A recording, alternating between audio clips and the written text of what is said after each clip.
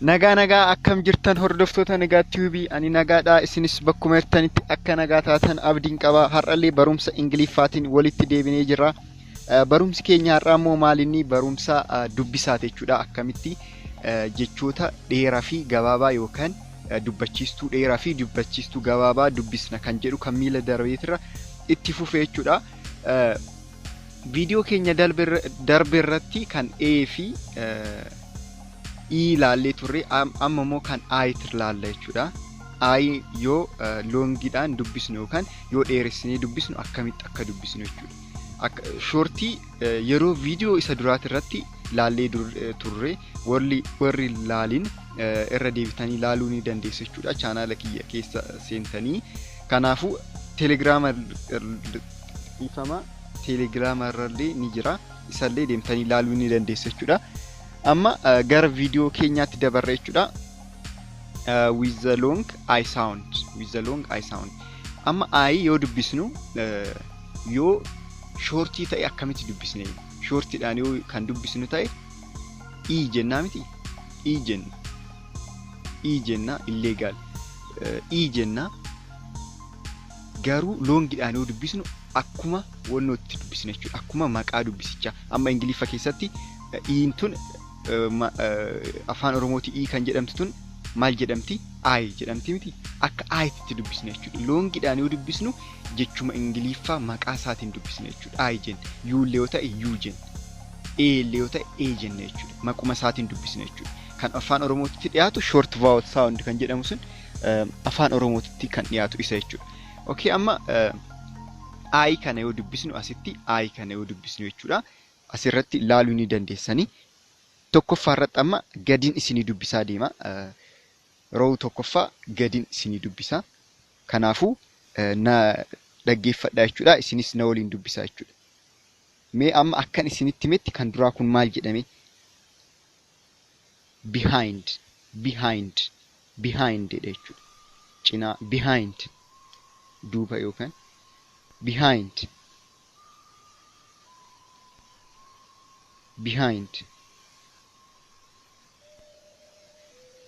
jechuun amma ayin asirratti yoo fayyadamnu maaliif fayyadamne?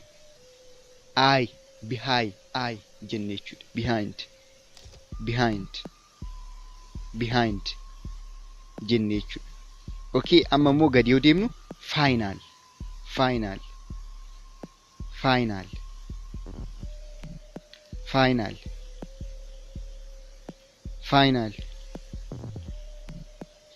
jenne jechuudha. Final hin jennu jechuudha.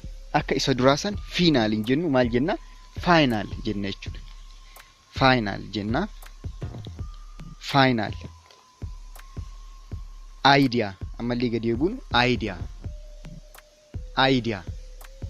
I jenne argitanii miti osoo shortiidhaan dubbisnee maal jenne turre?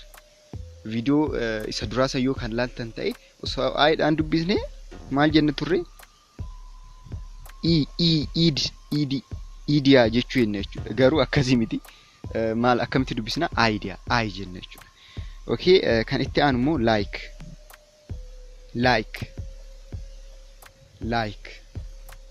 kan itti aanu jenne jechuudha. Okay, kan itti aanu ammas size. S kophaa S-dha. I waliin yoo dubbisu size jenne jechuudha.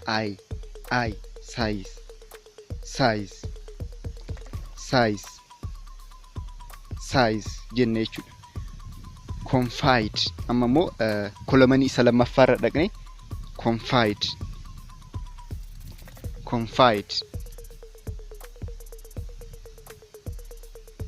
confide jenne jechuudha. Kolomanii isa lammaffaarra dhaqnu confide kan jedhu fayyadamna jechuudha. Amma immoo gadi yoo buunu isa lammaffaarra yoo dhaqnu ammoo find jedhu bira dhaqne jechuudha. Find FIND F fi I waliin jenna. Find jenne jechuudha. Find. Kan itti aanu immoo Iceland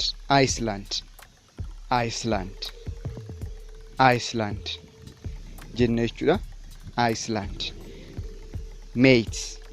May amma asirratti akkamitti dubbisuu dandeenya? Asirratti akkamitti dubbisuu dandeenya?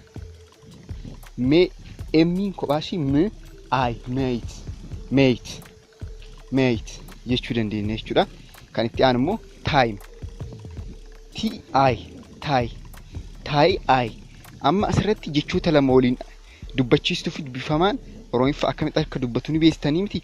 Akkamitti walitti akka fin kanallee akkasitti walitti fiduu baradhaa jechuudha. Time jennee akkamitti akka dubbisnu laaluu ni dandeessan jechuudha. Kan biraa ammoo kolomanii isa sadaffaarra yoo dhaqu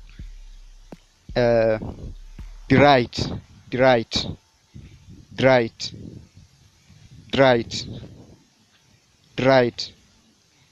Okay, amma immoo gadeebuun fire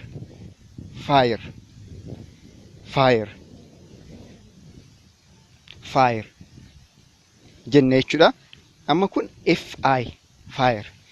Kan itti aanu kind.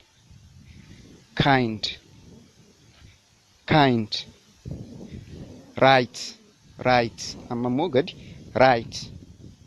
While wh kan why akka white dubbisna jechuudha. While kolomanii isa dhumaa bira immoo dhaqnu drive.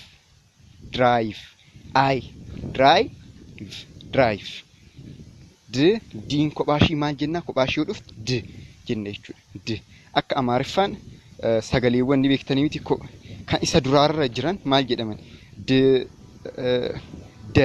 Kuni afaan Amaariffaatti irratti warri afaan Amaariffaa beektan saadis kan jedhaman akkasitti dubbisuu dandeenya jechuudha. Dried d jenne dried. Okay,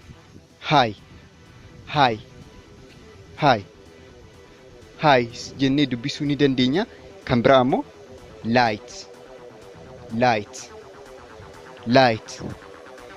Kan biraa side. Side jenne jechuudha. Side. Amma fakkeenyaaf isiniif fixa kana side jenne white jenna. Amma hi kan jettu takkan beektanii sagalee hi jettu. Hi namootaan hi ni jettanii miti yoo haasoftaffaa keessattuu hi hin jettan jechuudha. Ishiin hi namni sun yoo dubbisu akkamitti dubbisa? Hi dha garuu ishiin. Okay, amma immoo kan isa lammaffaatti irratti dabarra jechuudha. With long ei soundii kanaan eegallamu amma jechuudha. With long ei soundii kanaan eegalla jechuudha. Inni immoo maal inni? I fi ayin yookaan I fi in waliin yoo dhufan. I fi in waliin yoo dhufan jechuudha. Yoon dogongore na sirreessaa I fi in yoo waliin dhufan jechuudha. Died. Amma asirratti ilaaltan died kan tokkoffaa kun maal jedha? Died jedha jechuudha. Died. Gadi immoo amma gadi yoo dhuftan jechuudha. Pie jenna jechuudha. Pie akka aayititti dubbisama jechuudha. Inni illee gara aayititti dhiyaata jechuudha. Pie. Amma immoo kolomanii isa lammaffaa dried.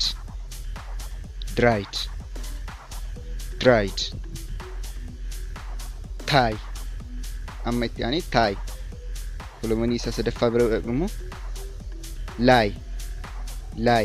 I fi in walitti dhufan akka aayititti dubbitama jechuudha. Innis akka aayititti dubbisuu ni dandeenya jechuudha. Lie. Itti aanee tied. Light. Tried jenna jechuudha.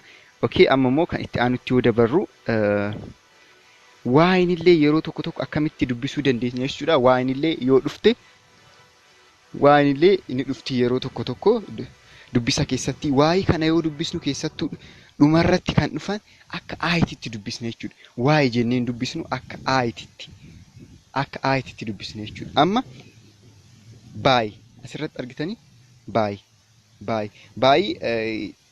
kan by sana osoo hin ta'in baay yoo jennu baay yoo jennu argitanii miti aay. Amma asirratti bii fi aay illee osoo waliin dubbisne akkamitti sagalee jechuu dandeenya? Baay jechuu dandeenya jechuudha. Baay aay akka aayititti sagaleen isaa aay fakkaata jechuudha. Waay kana amma asirratti baay. Achii gadi yoo deemu fly. As amma kana cal jedheetan isinii dubbisaa. Fly, raay, baay. Ammallee baay kan isa itti aanu baay. Fry, shy, cry,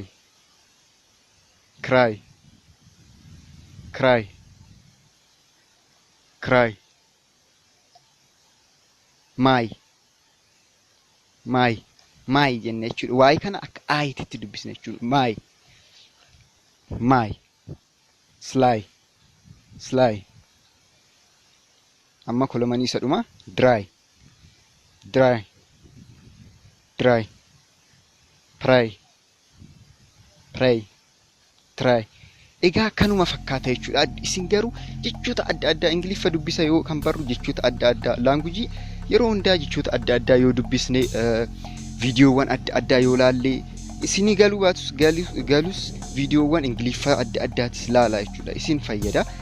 Viidiyoowwan adda addaa yeroo hundaa isaan yeroo argattanitti keessattuu amma warroonni biyya alaa jiraattan hojiin isinitti baay'atu yeroo argattanitti kanniinuma jechuudha. Isin laala yeroo hundaa jechuudha. Isin fayyada waan ta'eef iddoo adda addaatitti afaan Ingiliffaa international laanguujii waan ta'eef baay'ee isin fayyada jechuudha. Iddoo adda addaatitti barumsallee isaan barachuu dandeessan jechuudha. Kanaafuu isin fayyada jechuudha. Ani beekee osoo hin taane akkuma beekamu wanuman beeku jechuudha. Perfectii osoo ta'e osoo hin taane wanuman beeku isin beeksisu jechuudha. Walumaan barachaa kan deemu ta'a. Anallee na fayyadaera. Dubbisawwan tokko wanta barumsa adda addaa yoo qopheessu wanta adda addaatan argachaa jira anillee jechuudha. Waan hedduu kanan hin beekne argadha. Kanaafuu ammaaf viidiyoon keenya kanumaa bakkuma hirtanitti nagaa ta'aa jedhaa. Bye.